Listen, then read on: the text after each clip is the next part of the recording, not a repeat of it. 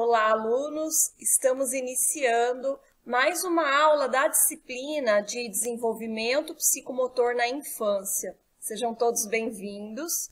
Vou me apresentar. Eu sou a professora Luana Biato, graduada em Educação Física pela Universidade Estadual de Maringá. Atuei muitos anos na área de recreação e lazer, em hotéis, em espaços pedagógicos. E atualmente eu me dedico à área da psicomotricidade. Sou especialista em psicomotricidade e também estou em processo de formação para que eu possa atuar também como psicomotricista. E aí, por isso, então, eu venho contribuir com vocês a respeito do desenvolvimento psicomotor, que é uma área que vai nos atender em diversos espaços que nós formos trabalhar. Porque quando a gente fala do desenvolvimento psicomotor na infância, a gente está falando do desenvolvimento do ser humano, a gente está falando da psicomotricidade, a gente está falando do desenvolvimento que vai resultar num jovem, num adulto,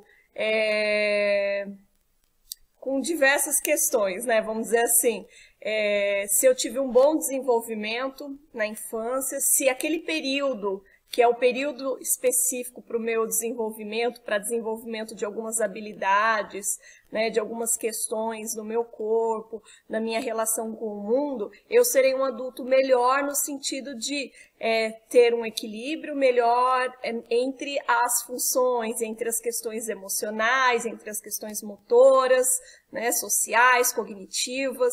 Por isso que é uma temática que me interessa tanto, porque a gente pode atuar em diversas áreas, né? Eu posso trabalhar lá com os idosos com a psicomotricidade, mas por que especificamente a gente trabalha na infância? Porque é o período específico, é o período essencial para que certos desenvolvimentos sejam alcançados. E é muito importante que a gente compreenda, porque com essa compreensão eu consigo ter um olhar para todas as outras idades, para todos os outros períodos do desenvolvimento do ser humano. E aí, a gente já vai avançando. Eu vou trazer para vocês na aula de hoje algumas definições, eu vou trazer para vocês alguns conceitos a respeito da psicomotricidade, a princípio, para que a gente compreenda essa temática que a gente vem abordar aqui hoje com vocês. Então, para abrirmos essa nossa conversa, essa nossa discussão, a psicomotricidade é a realização de um pensamento através de um ato motor coeso, econômico e harmonioso, exigindo para isso uma afetividade equilibrada. Então, quando eu digo que é a realização de um pensamento através de um ato motor, eu já estou dizendo que é algo que foi planejado. Então, eu planejei, eu tive condição de planejar um ato e realizar ele de uma forma coesa, econômica, harmonioso. Talvez alguém pergunte, econômico? Econômico no sentido de eu gastar a energia necessária para realizar aquele movimento, nada a mais. Como, por exemplo, eu preciso fazer algum movimento, eu estou numa atividade, eu preciso realizar um movimento com as mãos, com os braços, que só me exige isso. Vamos imaginar que eu estou sentada fazendo uma atividade e, de repente, eu começo a fazer um movimento com os pés, com as pernas, como se aquilo fosse ajudar eu realizar o movimento com a mão, mas não vai. Então, eu estou tendo um gasto energético, vamos dizer assim, desnecessário, ou ficar fazendo careta enquanto faz força, né? Então, a gente está falando de um movimento também, um ato motor harmonioso. Então, você vai olhar para ele não vai ser descoordenado, desajeitado, né? Desequilibrado. Ele vai ser um movimento que você vai olhar e você vai ver que ele acontece de uma forma harmônica. E tudo isso exige uma afetividade equilibrada. Então, eu até falo que a psicomotricidade é um avanço do nosso entendimento a respeito do desenvolvimento, porque é uma ciência que se atém a compreender ou que se deu conta de que nós somos um ser integral, né? Outras ciências já vêm falando disso, mas que tanto a questão cognitiva, a questão intelectual, a questão da compreensão da realidade, a questão da habilidade motora e a questão da afetividade estão interligadas. Então, talvez se eu tiver uma questão afetiva, emocional, em desequilíbrio ou com algum dano, isso pode refletir ou provavelmente irá refletir no meu ato motor.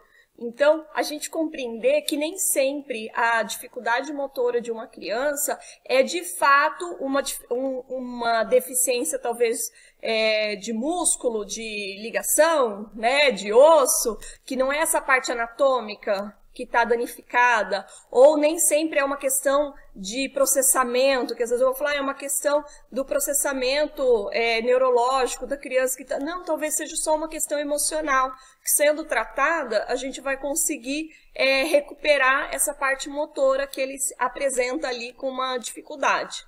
Gente, é só para a gente começar a nossa discussão. Vamos seguir. E aí, a gente falar da psicomotricidade, eu trago para vocês aqui a definição da Sociedade Brasileira de Psicomotricidade, que atualmente é o órgão máximo da área de psicomotricidade no Brasil.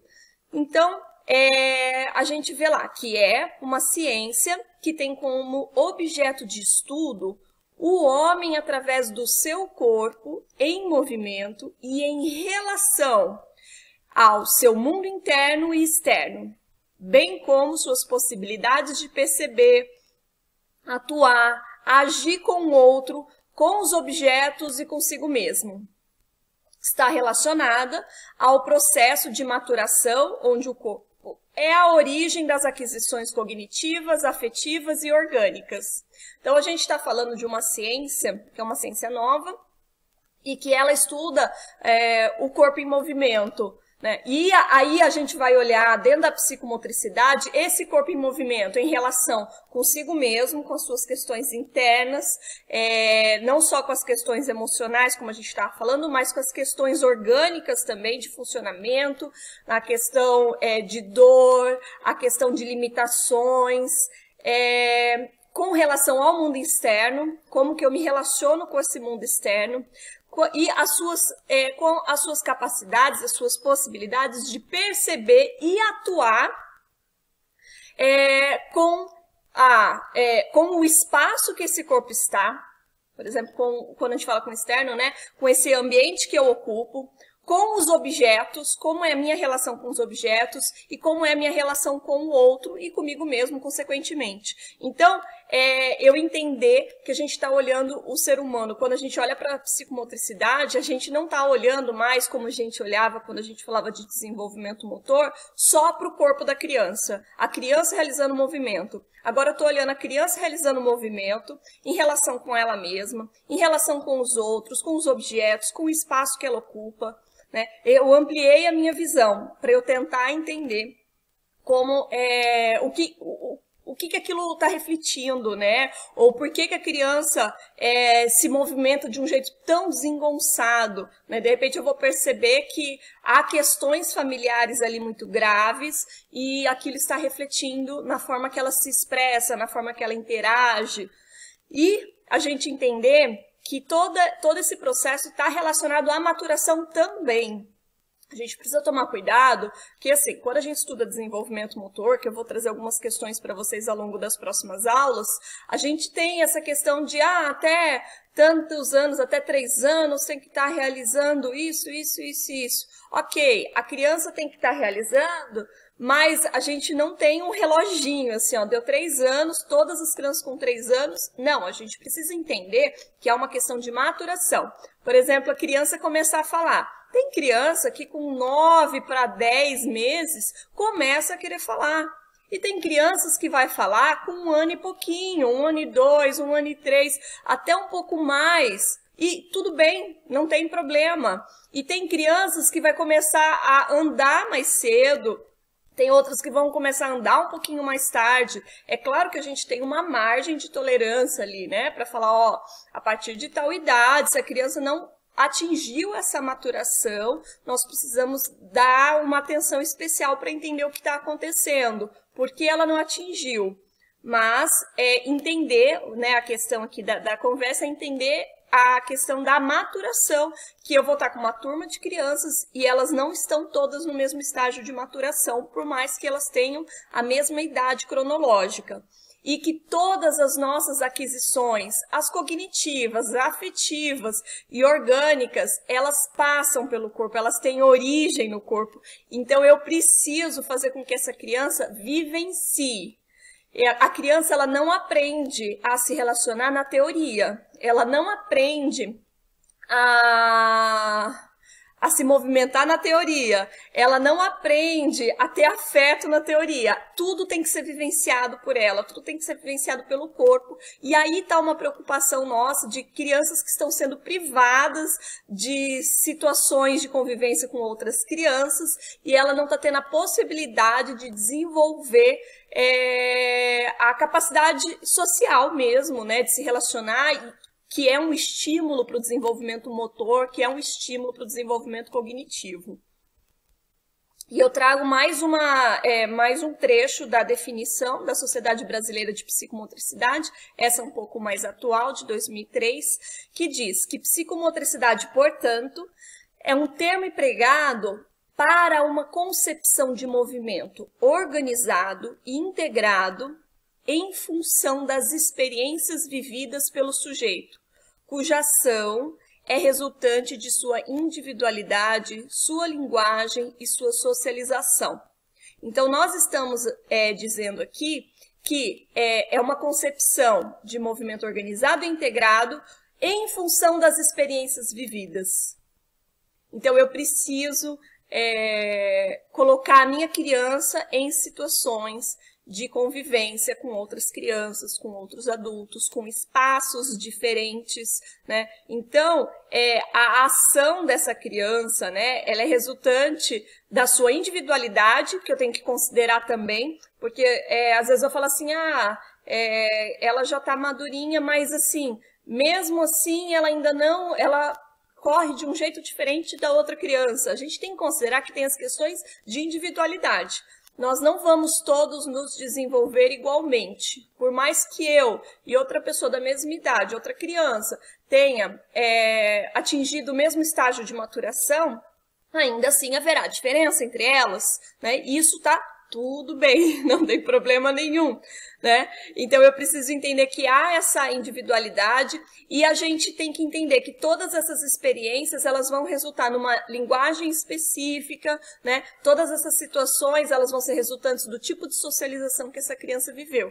Então, de repente, eu estou ali na escola, lidando com uma criança que eu tenho muita dificuldade de fazer com que ela interaja, se integre com as outras. Mas eu preciso dar uma olhada qual que é o histórico de socialização dela. Talvez ela não tenha se socializado ainda. Filha única, talvez não tenha primos ou não conviva com primos, não conviva com vizinhos, vive num ambiente fechado, como um apartamento, por exemplo, que é muito comum, e não tem experiência de socialização. A experiência dela talvez seja a convivência com adultos. Então, é necessário que a gente se atente a essas questões para que a gente faça uma leitura mais real dessa criança e tenha também a paciência, né, a compreensão de entender que momento que ela vive, mas sabendo que eu preciso proporcionar isso para ela. E aí a gente vai começar, então, com uma pergunta. Qual meio nós utilizamos para nos perceber e nos pôr em comunicação, interação, em relação com o mundo externo ao nosso corpo? Então, qual que é o meio que nós, eu, você, as crianças, todas as pessoas se utilizam para nos perceber e para nos pôr em comunicação, para nos pôr em interação, em relação, finalmente, com o mundo externo ao nosso corpo? Já sabem a resposta? É importante que a gente pense, porque é desse ponto que a gente vai partir hoje para falar da nossa disciplina, que são questões que muitas vezes nós, como professores de educação física, não nos atentamos, né? Então, é uma questão muito importante, a gente vai desenvolver ela a partir daqui.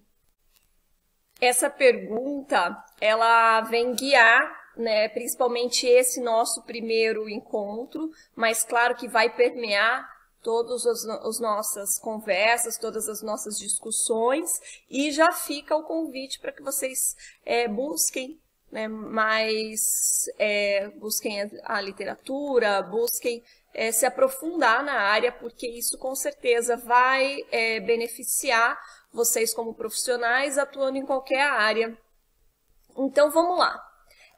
Quando eu pergunto para vocês essa questão do qual que é o meio que a gente interage, qual que é o meio que a gente se põe em comunicação com esse mundo externo ao nosso corpo, nós estamos falando dos nossos sentidos. E nós, enquanto professores de educação física, muitas vezes esquecemos de olhar para os sentidos, entender quando a gente leu lá a definição de que tudo passa pelo corpo, né, que as aquisições passam todas pelo corpo. Nós precisamos compreender que todos os nossos sentidos precisam ser trabalhados, em especial quando nós estamos trabalhando na educação infantil. Por que na educação infantil? Porque nós temos uma janela de desenvolvimento, nós dizemos, que essa janela, ela se fecha, né? Ela se fecha parcial. Mas vamos lá, por que a gente chama de janela de desenvolvimento? Há um período em que o desenvolvimento é muito grande e nós estamos, nossa estrutura, né, do sistema nervoso central, nossa estrutura toda, ela está preparada para receber os estímulos e as informações necessárias para o amadurecimento de vários sistemas, para o amadurecimento desse organismo. E essa janela de desenvolvimento, ela tem que acontecer aí até os 6 anos, né? Estourando até os 7, mas é até os 6 anos para a gente falar assim, em termos de intervenções mesmo, de aquisições. Então, por exemplo, a gente vai falar que até os 6 anos a criança tem que ter, né, o estímulo, o desenvolvimento da base. Essa base, se eu for falar da base motora, eu estou dizendo que ela tem que fazer toda a base de saltar, correr, cambalhota, toda a base de desenvolvimento, ele precisa ter desenvolvido até essa idade. Depois da base vem a especialização. Então, aos 7, 8, 9, 10, nós vamos começando a especializar esses movimentos. E aí, depois lá, aos 10, 11, a gente já vai seguindo para uma especialização ainda maior. Essa é a forma que funciona o nosso organismo, né? Com 11, 12, 13, que é onde eu começo a apresentar resultados, por exemplo, de uma modalidade esportiva e de alto rendimento. Então, eu preciso entender que a criança ela precisa do máximo de experiências nessa idade. Eu não preciso ou eu não devo especializar dentro dessa idade, antes dos 6 anos. Porque, de fato, vamos dizer assim, quanto mais experiências diferentes ele tiver nessa idade, isso vai garantir um desenvolvimento no corpo dele, um desenvolvimento no sistema dele. É um período também que acontece as podas neurais, então a gente está dizendo que o organismo começa a fazer a seleção também, né, de alguma forma das informações. Então eu preciso entender que para ele ser um adulto, não estou falando de um atleta de alto rendimento, mas também porque quanto mais habilidades eu tiver desenvolvida, quanto mais facilidades eu tiver, maior a minha possibilidade, né, de escolha no futuro ali. Mas quando a gente está falando de uma questão só motora, mas tudo isso tem relação com a questão emocional e com a questão cognitiva também, com a questão social, por exemplo. Então, eu preciso entender que um bom desenvolvimento motor, social, emocional, cognitivo, dentro desse período cognitivo que eu falo, a gente não está falando de alfabetização, tá? Porque é uma preocupação que a gente tem hoje, que está se dando mais valor em alfabetizar nesse período do que em permitir o movimento, brincar, as relações. E isso vai causar um dano, porque esse desenvolvimento motor, ele é a base. Esse estímulo motor, ele é a base para muitos outros desenvolvimentos. A gente vai comentar, a gente comentou na nossa primeira live a respeito do sistema vestibular, e eu vou falar novamente para vocês, porque é um exemplo muito bom de se falar, que é a intervenção do sistema, o desenvolvimento, quando a gente fala de desenvolvimento motor, auxiliando em outros desenvolvimentos. Então, tem alguns sistemas relacionados ao movimento que ele favorece o desenvolvimento de outras partes que vai resultar num bom desenvolvimento cognitivo. Então, por exemplo, eu pego a minha criança agora, falando no sentido negativo, e coloco ela, ao invés de eu, por exemplo, na educação infantil, os pequenininhos lá, 5 anos, já tá maiorzinho, vamos começar a trabalhar com os números. Eu passo o dia inteiro trabalhando com número, o dia inteiro trabalhando com letrinha, e só um pouquinho de brincadeira.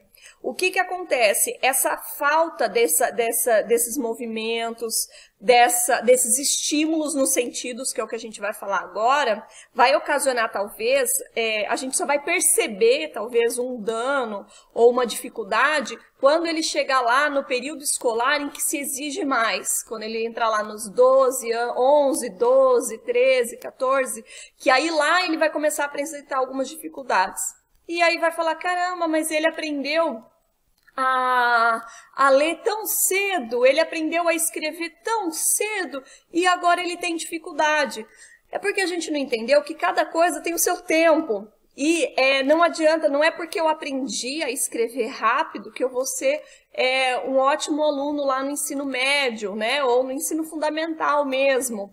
A questão é, eu preciso ter uma base motora muito bem desenvolvida. Quando a gente fala, por exemplo, de coordenação bilateral, de eu ter noção espacial, de eu ter noção de direita e esquerda, isso, por exemplo, vai interferir em alunos que a gente já percebeu, alunos que não conseguem escrever ou não conseguem acompanhar, não conseguem entender que a gente começa a escrever da esquerda para a direita, talvez seja um problema de lateralidade. Eu vou precisar fazer um trabalho de lateralidade com ele, com o corpo dele, porque todo aprendizado passa pelo corpo, como a gente tinha comentado nas primeiras definições ali na nossa aula, de entender que a noção de espacial, a noção de lateralidade interfere totalmente na questão da escrita, na questão da letra. Então aí a gente vai entendendo o quanto é sério esse assunto de brincar. A criança tem que brincar e a gente precisa estimular esses sentidos que nós temos à nossa disposição. É claro que quando eu tenho um dos sentidos, ou quando eu tenho a falta de um dos sentidos, isso sim vai exigir uma intervenção diferente do professor, porque, claro, todos os sentidos são importantes. Mas nós podemos ter, por exemplo, uma criança com deficiência auditiva, a gente pode ter uma criança com deficiência visual, e isso vai causar, claro, um jeito diferente dele aprender. Né? Ele não vai deixar de aprender, ele vai aprender porque esses não são os sentidos principais para a aprendizagem. Eles vão aprender igual todos os outros alunos. A única questão é que eu talvez precise fazer uma intervenção diferente, porque é um sentido a menos que ele está tendo para captar as informações que eu estou passando para ele. Né? Eu pude ver a atuação de uma profissional da terapia ocupacional atuando com uma criança cega. Na verdade, ela nasceu com um pouco de visão, mas aí muito rapidamente ela perdeu a visão total. E aí ela faz um trabalho de noção espacial, ela faz um trabalho de segurança, dela sentir o corpo dela seguro em movimentos de instabilidade, por exemplo, num balanço, é encantador. E tudo isso são estímulos para que ela tenha uma aprendizagem igual a todos que ela vai ter, e que ela tenha uma vida o mais normal possível em termos de independência, de se sentir segura, segura emocionalmente, segura com este corpo. E é muito legal, assim, o que é emocionante é que a menina ela é muito novinha, então, assim, a gente fica muito feliz de saber que está fazendo essa intervenção nesse período dessa janela de desenvolvimento. Porque a gente tem casos em que, por a criança não ter o sentido da visão, os pais deixam ela quietinha em casa. E ela precisa se movimentar tanto quanto as outras crianças, né? Então, eu preciso colocar essa criança em movimento também. Claro que vai ser de uma forma diferente, porque ela não tem a referência visual como as outras têm. Mas ela é capaz e ela vai se movimentar igual as outras, né? Tendo um olhar diferente meu. Então vamos lá para os nossos sentidos, que é a resposta da pergunta. É através dos sentidos que a gente vai nos relacionar com esse mundo, que a gente vai nos colocar em comunicação, em intercâmbio com a nossa realidade. Então nós temos aqui o sentido da audição, da visão, do paladar, o olfato e o tato. Esses são os sentidos que a gente comumente fala, quais são os sentidos, né? São 5 sentidos. Mas nós, falando de desenvolvimento infantil, de desenvolvimento psicomotor, não falaremos mais de 5 sentidos. Nós falaremos de 7 sentidos. Então, a gente acrescenta aqui a propriocepção, que eu já vou explicar para vocês, e o sistema vestibular, que a gente já comentou alguma coisa no nosso primeiro encontro, mas hoje a gente vai falar um pouco mais dele porque ele é bem importante. E eu dou destaque aqui para 3 em específico. Então, a gente vai destacar sistema vestibular, propriocepção e o tato. O tato, ele é um dos nossos sentidos mais importantes no sentido de, primeiro, que ele é o maior órgão que a gente tem sensorial, né? Ele ocupa o nosso corpo inteirinho. E este é um sistema que nos traz muitas informações e é o sistema que nós... Por que eu estou falando que a gente vai destacar esses 3? Porque é o sistema que nós vamos trabalhar mais em especial, né, para estimular. E o sistema tátil é um dos sistemas mais importantes para nós estimularmos nas nossas crianças, para que elas tenham um desenvolvimento dentro daquilo esperado, né? Ou até para eu trabalhar com aquelas crianças que talvez apresentem algum diagnóstico de algum transtorno. O sistema tátil, a gente precisa dar um olhar com carinho, mas a gente vai dar destaque então para os 3. Vestibular, propriocepção e o sistema tátil. Os outros, acredito que não há nenhuma dúvida, nós podemos, claro, estimular eles, né? Nós temos que estimular. E na educação infantil em geral, é feito atividades que estimulam, né? Quando a gente fala da audição, há muitos estímulos musicais, inclusive, há muito de sons, mas nós, quando pensarmos numa intervenção com crianças, nós podemos, no nosso planejamento, verificar se nós estamos atendendo a todos esses sentidos, né? Talvez alguns estejam se coçando, falando, mas o que é esse propriocepção que eu nunca ouvi falar? O que é esse sistema vestibular? Mas a gente fiquem calmos, a gente vai conversar sobre eles, mas são sentidos que nós precisamos ainda estudar bastante para nos aprofundar e compreender quantos benefícios e como eles são importantes para o nosso desenvolvimento, para o desenvolvimento dos nossos alunos. Então, a partir daqui, nós não temos mais 5 sentidos, nós temos 7. É claro que com outras visões a gente falaria de mais sentidos, mas para o momento agora a gente vai falar dos 7 sentidos. Na verdade, não vamos falar dos 7, nós vamos falar dos 3 que eu destaquei, porque são os sistemas que a gente mais vai dar um olhar específico para ele, né? Então, a gente vamos especificar então esses 3, justificando aqui nesse momento a importância desses 3 e por que a gente está falando mais deles, porque eles têm um papel importante na base da aprendizagem e desenvolvimento, né, do ser humano. Esses são os 3 primeiros sentidos desenvolvidos no nosso corpo, no nosso organismo, são os que começam a se desenvolver mais cedo. Ele traz as informações do nosso próprio corpo, então é ele que vai trazer informações da posição, das sensações, de como está, né, o meu corpo neste espaço. Então ele traz informações bem importantes para nós tomarmos decisões, né, o que fazer com esse corpo. Esses sistemas, eles dominam a interação da criança com o mundo em fases iniciais do desenvolvimento. Então, esses sistemas, eles têm um papel importantíssimo nessa primeira interação, nessa primeira relação da criança com o mundo, né? Só falar do tato, né, do contato da mãe com essa criança, de corpo no corpo, isso é muito importante, né? Tem até algumas pessoas que questionam, né, essa questão do... vou dar um exemplo aqui só para vocês entenderem a questão da importância do tato nessa relação, né, da criança. Eu estou falando, por exemplo, de uma criança que chora e a mãe vai lá e acalenta, né, e pega essa criança no colo.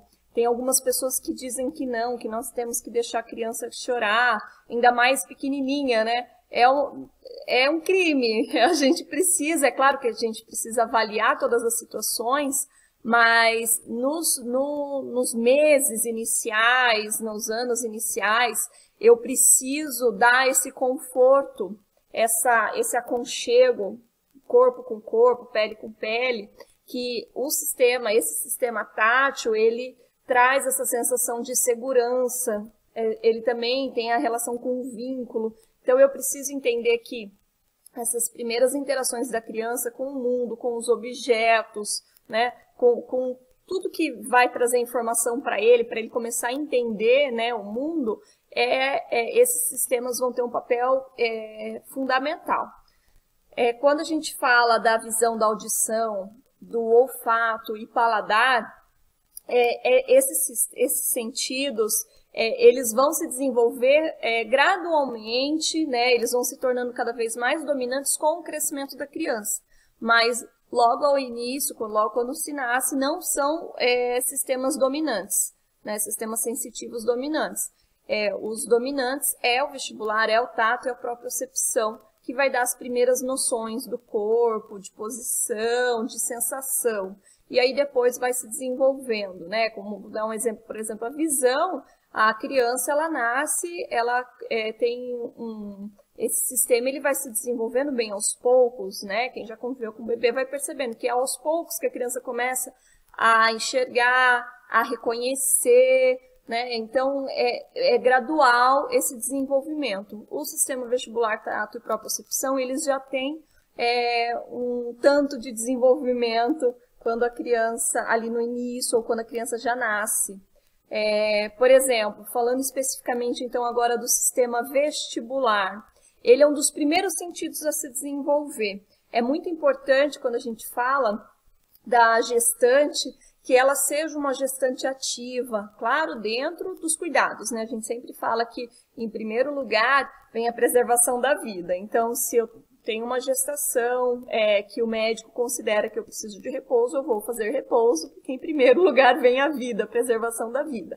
Mas se está tudo normal, tudo certo, está liberado pelo médico, eu vou fazer atividade física. Se eu sou uma pessoa que já sou ativa, eu vou me manter na ativa. É claro que dependendo do tipo de atividade, se ela representa algum risco para a gestação, eu vou ter que mudar o tipo de atividade.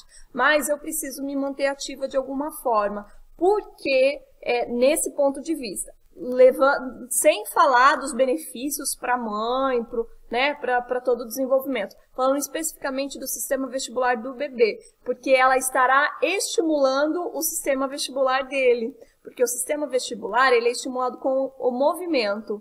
Então, a mãe está se movimentando, o bebê também está se movimentando. Tanto é que o bebê ele se movimenta dentro da barriga da mãe, mas com o movimento do corpo da mãe, ela vai estar naturalmente estimulando também esse sistema no bebê que já está sendo desenvolvido durante a gestação, né, ali na vida intrauterina.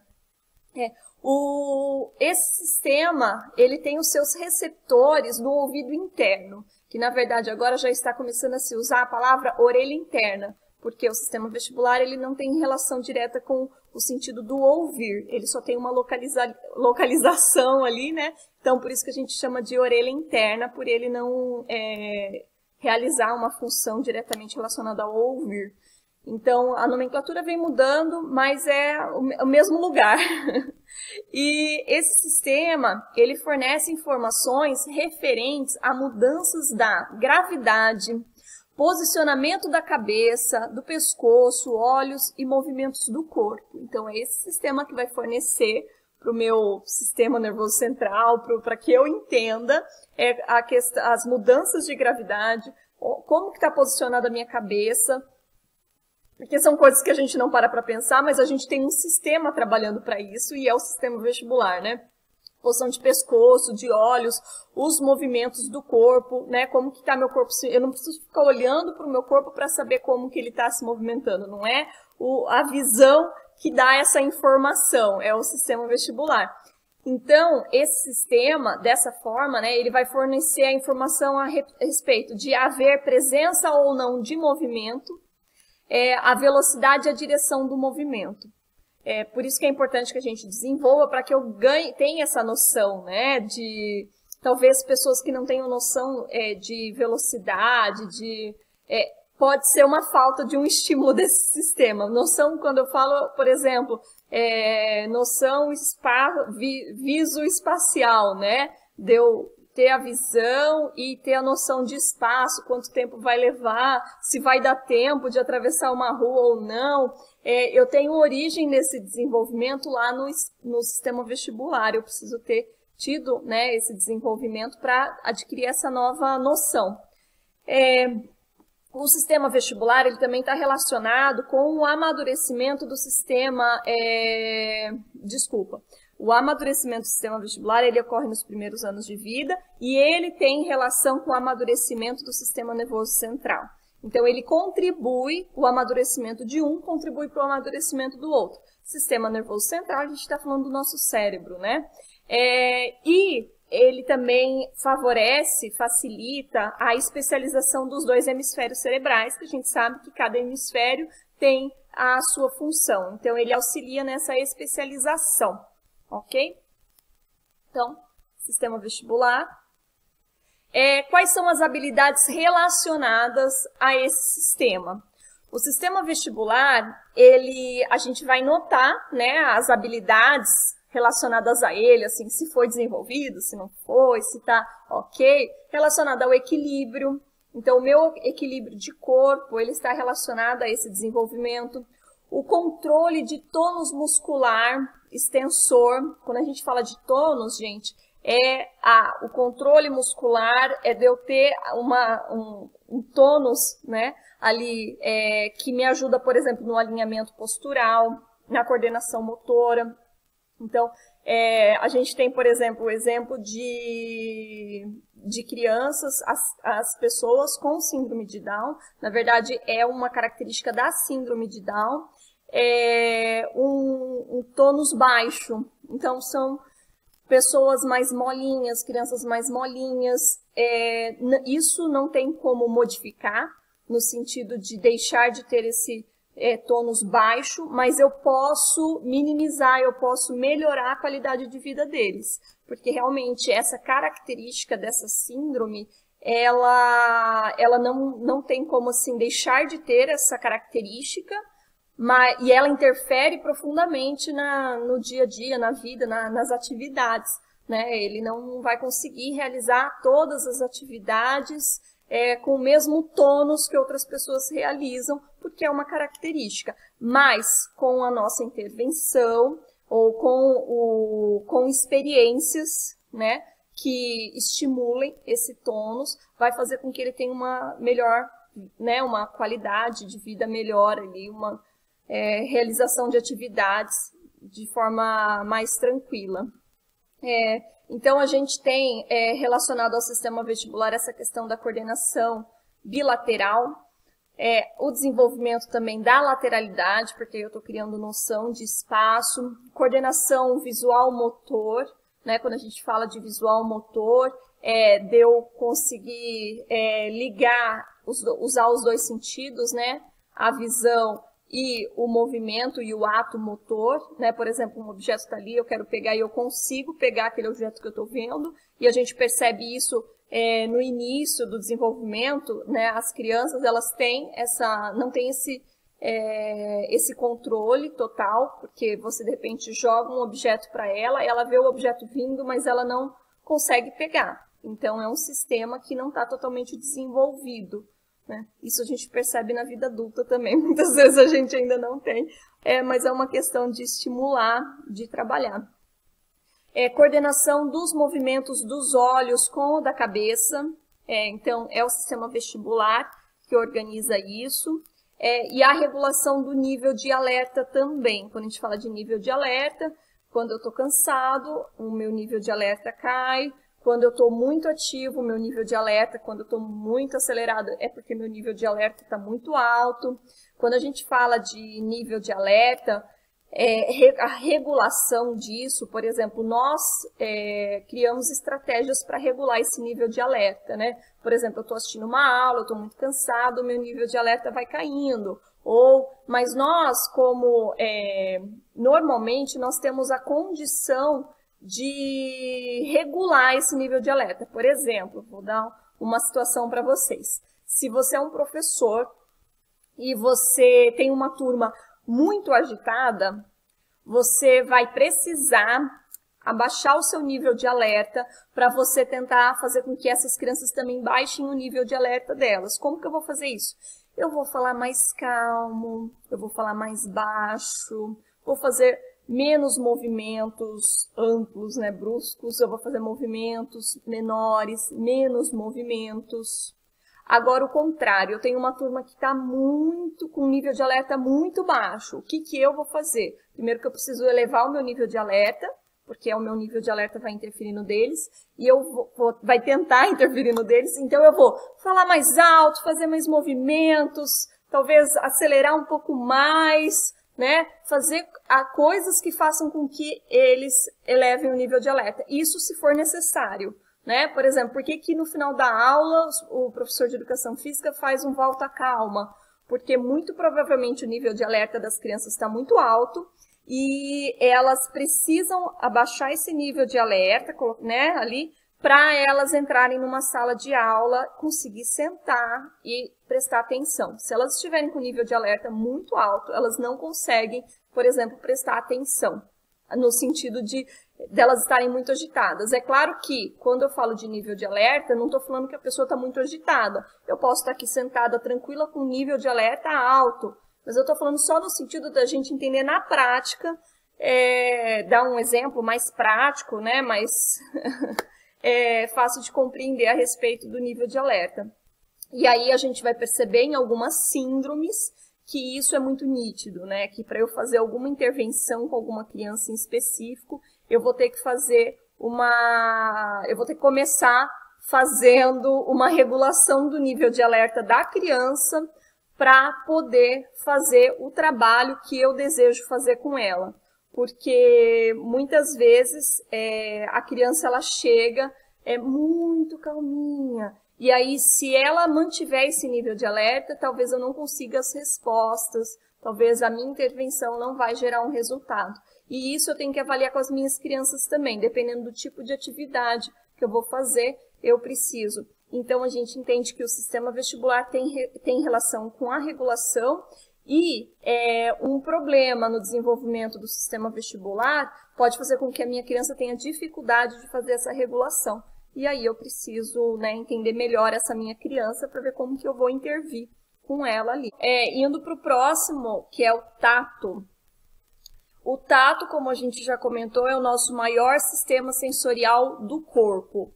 Ele localiza-se na pele, né, em toda a extensão da nossa pele. É a fronteira entre o corpo e o nosso ambiente ao redor, o ambiente externo. Ele envia informações sobre o nosso corpo para o sistema nervoso central. Por exemplo, o tipo de toque recebido, se foi um toque leve, um toque firme, um toque profundo. Sensações de dor, vibração, temperatura, textura, consistência. Quando a gente tem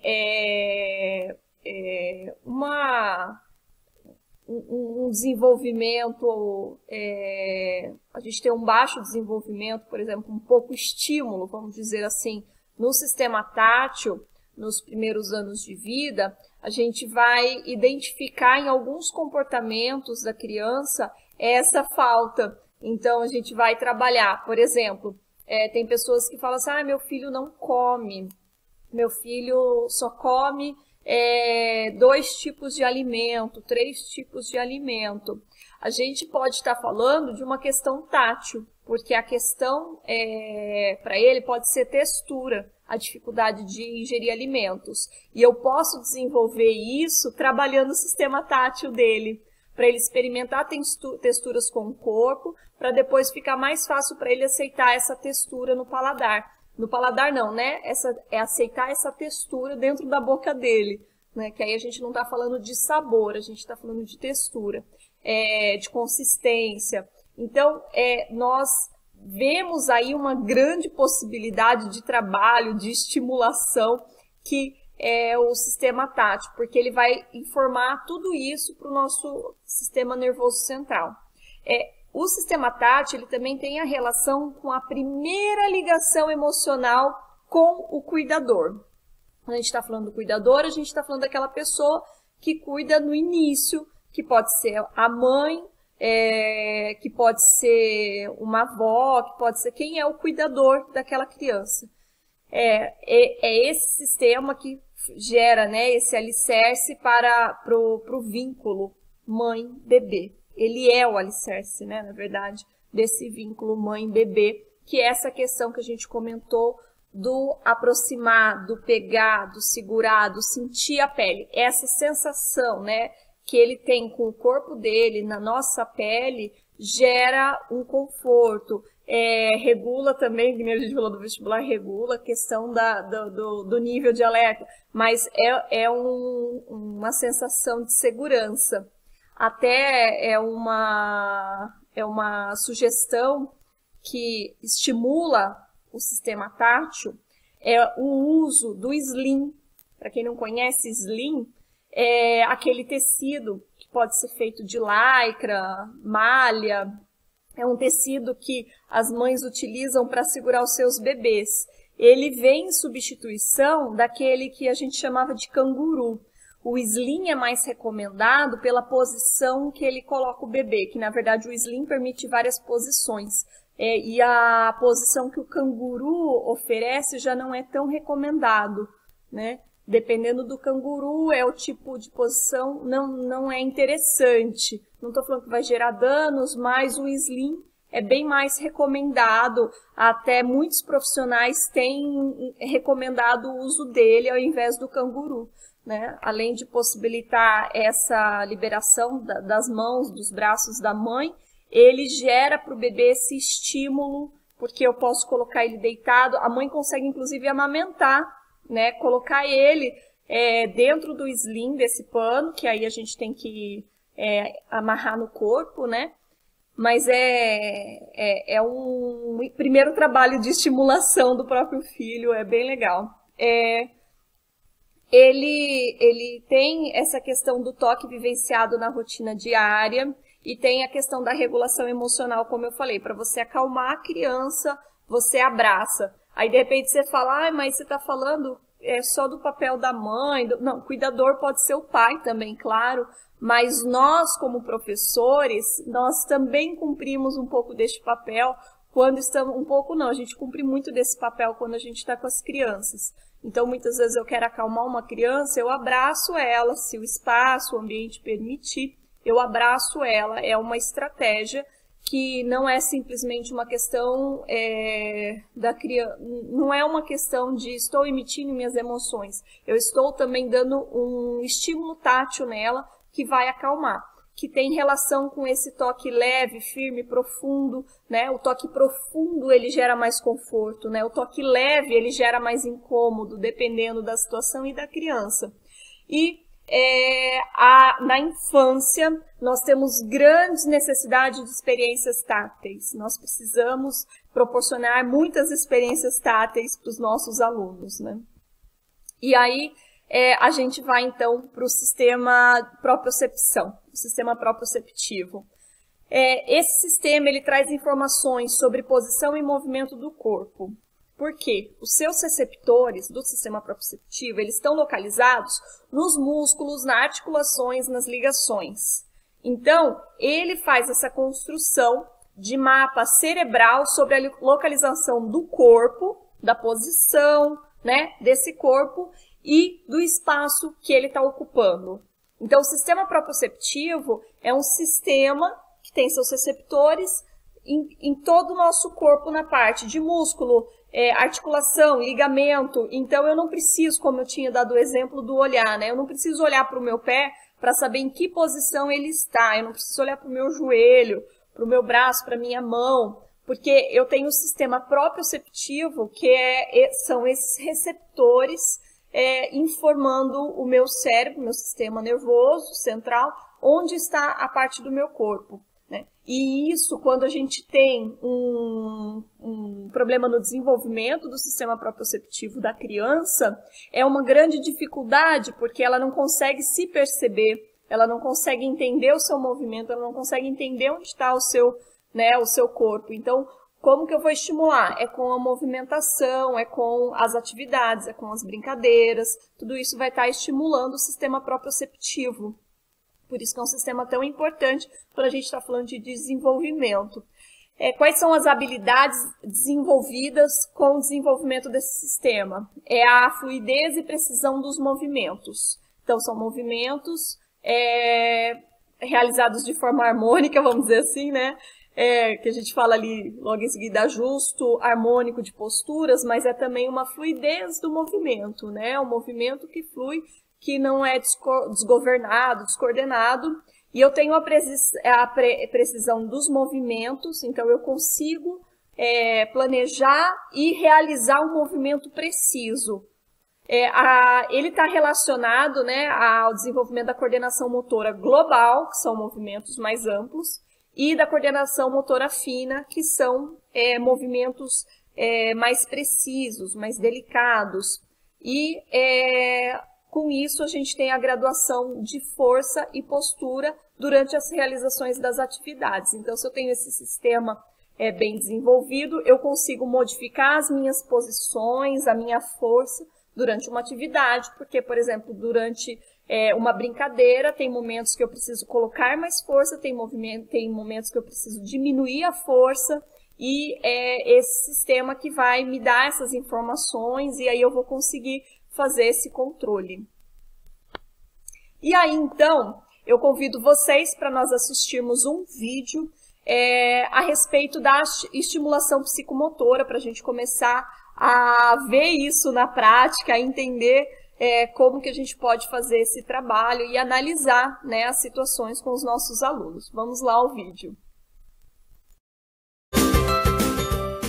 Uma das ferramentas, né, que nós temos aqui é o elemento bola. Né? A bola ela tem uma variedade grande de movimento, de planos e eixos que a gente consegue trabalhar. Então, quando a gente coloca a criança em cima da bola, vocês vão poder perceber que o desequilíbrio da bola faz com que a criança compense com o tronco para o lado contrário. Eu desequilibrei para frente, a criança foi para trás. Quando eu desequilibro para trás, a criança compensa com o seu tronco para frente. Ou seja, ela está adaptando os movimentos ao descontrole da bola. Um giro lateral, ela compensa para um lado, um balanço lateral, ela compensa para o outro. Esse material faz com que a criança possa, através dos recursos físicos, né, dos recursos motores, conseguir desenvolver uma melhor postura. Isso vai garantir futuramente que a criança consiga, através da sua maturação, rolar, gatinhar, andar, a sua marcha vai ficar de uma forma plena. Outro elemento é fazer com que a criança fique em pé na bola e cause esse desequilíbrio. Então a sensação tátil, né, onde a pele é o maior órgão do corpo humano, faz com que a criança desenvolva esses elementos motores. Esse estímulo da bolinha de sabão nada mais é que um estímulo visomotor, ou seja, a criança acompanha com os olhos a trajetória da bola de sabão e tenta pegá-las com a mão. Olha a bola. Pega, Fê. Ó. Olha a bola. A coordenação motora fina é desenvolvida nesse exercício, nessa atividade. A criança consegue, através do movimento de pinça, observar onde tem algo no seu corpo e poder retirá-lo. A lateralidade, né, a mão direita, a mão esquerda, também é desenvolvida nesse exercício. Pega!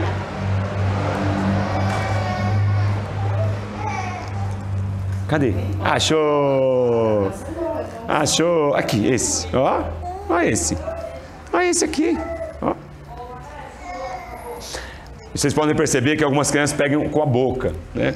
Uma forma de reconhecer a textura, né, o objeto é através da boca. Então a criança coloca, é claro, tem que tomar uns certos cuidados para que ela não engula. Por isso que o papel é bem grande, para não ter essa facilidade. O objetivo nesse exercício é, como eu já disse, desenvolver a coordenação motora fina da criança. Um dos grandes marcos, né, que é muito comemorado aqui no Baby Oz, é a estimulação psicomotora da marcha, ou seja, quando a criança começa a andar.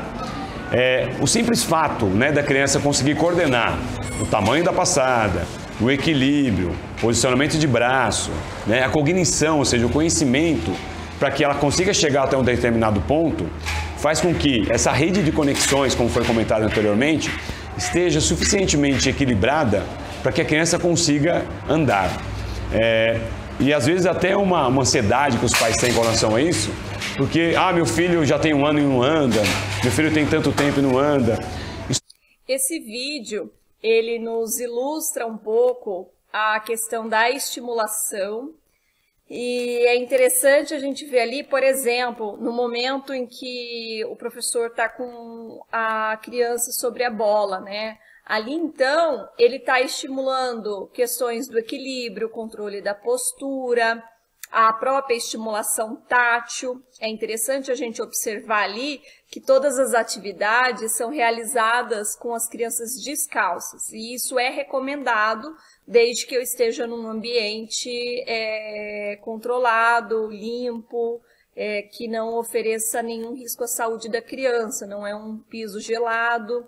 É claro que eu posso deixar que a criança ande, às vezes, num piso gelado, mas não ficar no piso gelado, que possa comprometer a saúde dela. Mas ali é um ambiente, porque a estimulação tátil pelo pé ela é muito importante também, né? A gente muitas vezes fica com super cuidados, querendo que as crianças fiquem com calçado, mas eu preciso dessa criança descalça também para ela receber essas sensações para o corpo dela. Até é interessante falar quando a gente fala ali da bola, mas não necessariamente na bola, mas há outras possibilidades de movimento que vão estimular. Quais são os movimentos que vão estimular o sistema vestibular, por exemplo, né, que talvez vocês estejam se perguntando.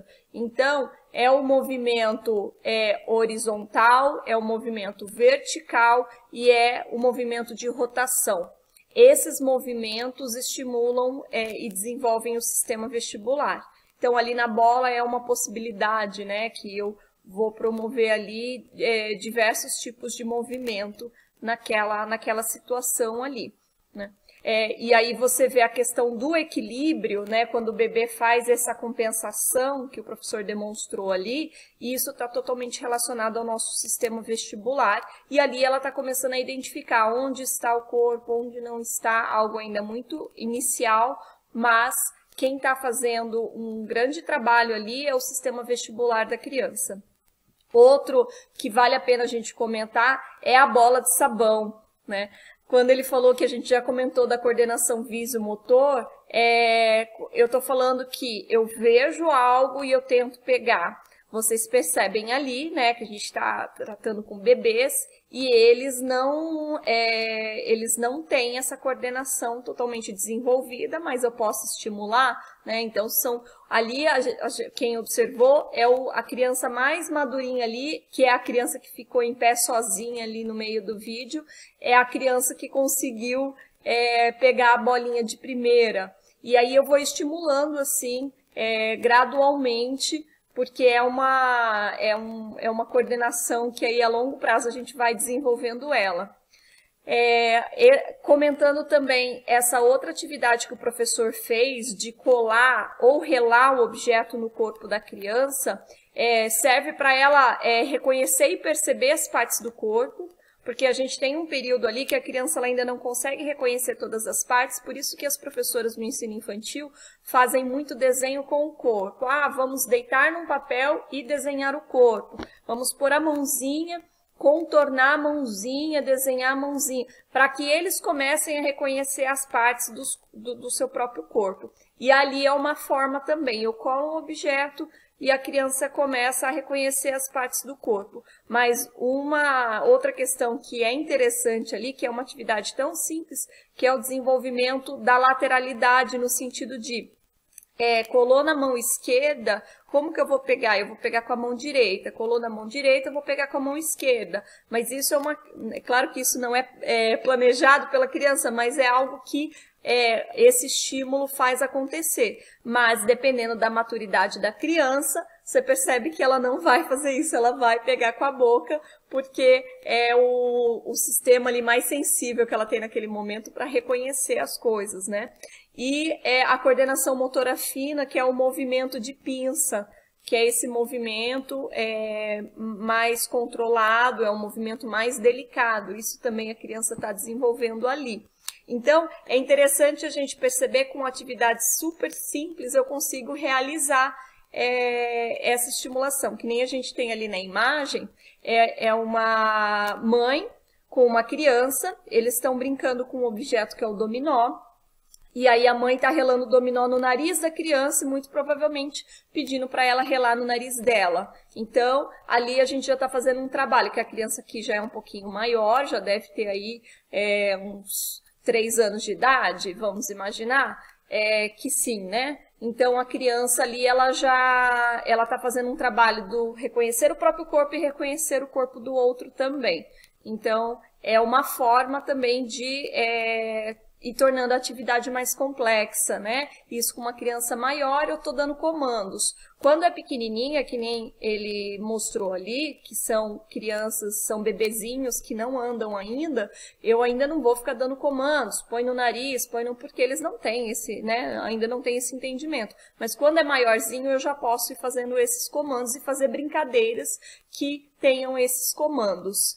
E é interessante que ali naquele processo que eles têm, naquela sala de aula que o professor mostrou, um marco de mudança de estágio da criança é quando ela começa a andar. Eu faço esse comentário porque aí eles mudam de nível, eles vão para outra salinha. Porque faz muita diferença, os estímulos, a forma de ver as coisas muda completamente quando a criança começa a andar. Porque a relação dela com o mundo é diferente, né? Ela consegue ir mais rapidamente até os objetos, até as coisas. O plano de visão dela muda também, né? Ela não está mais naquele plano baixo, ela já está num plano mais alto de visão. Então, os estímulos que nós damos para a criança que está andando já é um passo à frente daquele que ainda não anda.